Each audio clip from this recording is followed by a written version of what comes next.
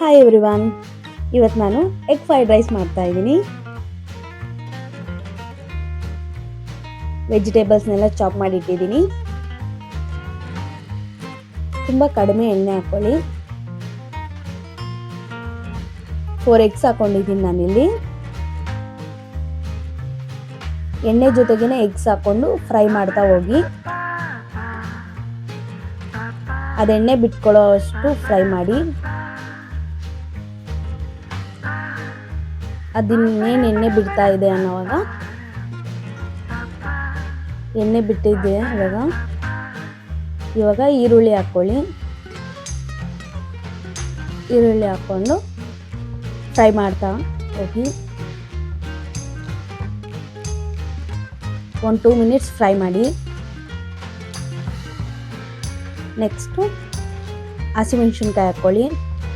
ನಾನಿಲ್ಲಿ ಶುಂಠಿ ಬೆಳ್ಳುಳ್ಳಿ ಜಜ್ಜಿ ಹಾಕ್ಕೊಂಡಿದ್ದೀನಿ. ಫ್ರೈ ಆದಮೇಲೆ ಕ್ಯಾಬೇಜ್ ಹಾಕ್ಕೊಳ್ಳಿ. ಕ್ಯಾಬೇಜ್ನ 1-2 ಮಿನಿಟ್ಸ್ ಫ್ರೈ ಮಾಡ್ಕೊಳ್ಳಿ. ನೆಕ್ಸ್ಟು ಇದಕ್ಕೆ ಕ್ಯಾಪ್ಸಿಕಮ್ ಹಾಕ್ಕೊಳ್ಳಿ. ಕ್ಯಾಪ್ಸಿಕಮ್ ಜೊತೆಗೆ ಕ್ಯಾರೆಟು ಬೀನ್ಸು ಕಟ್ ಮಾಡಿ ಇಟ್ಟಿದ್ದೀನಿ, ಅದನ್ನು ಹಾಕ್ಕೊಳ್ಳಿ.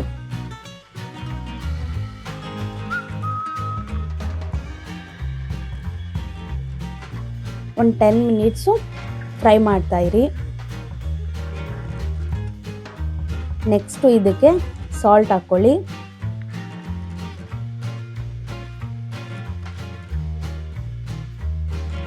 ಸಾಲ್ಟ್ ಹಾಕಾದ್ಮೇಲೆ ಫ್ರೈ ಮಾಡಿ.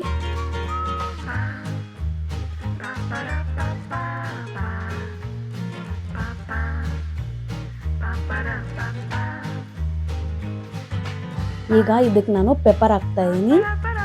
ನಾನಿಲ್ಲಿ 2 ಯೂಸ್ ಮಾಡಿರೋದು, ಒಂದು ಸಾಲ್ಟು, ಇನ್ನೊಂದು ಪೆಪ್ಪರ್. ಇವೆರಡೇ, ಬೇರೆ ಯಾವುದೇ ಸಾಸ್ ಹಾಕಿಲ್ಲ.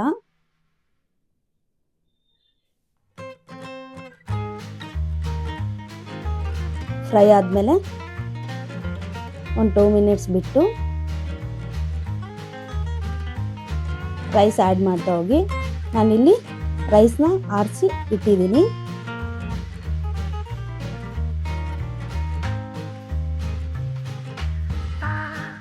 ರೈಸ್ ಹಾಕ್ಕೊಂಡಾದ್ಮೇಲೆ ನೀಟಾಗಿ ಎಲ್ಲ ಕಲಸಿ.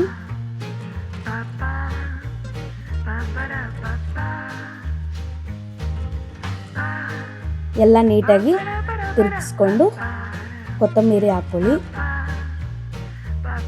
ಸಿಂಪಲ್ ಆ್ಯಂಡ್ ಈಸಿ ರೆಸಿಪಿ, ನೀವು ಟ್ರೈ ಮಾಡಿ.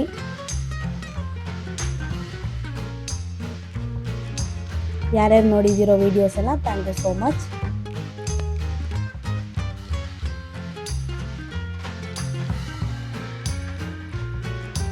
Thanks for watching this video.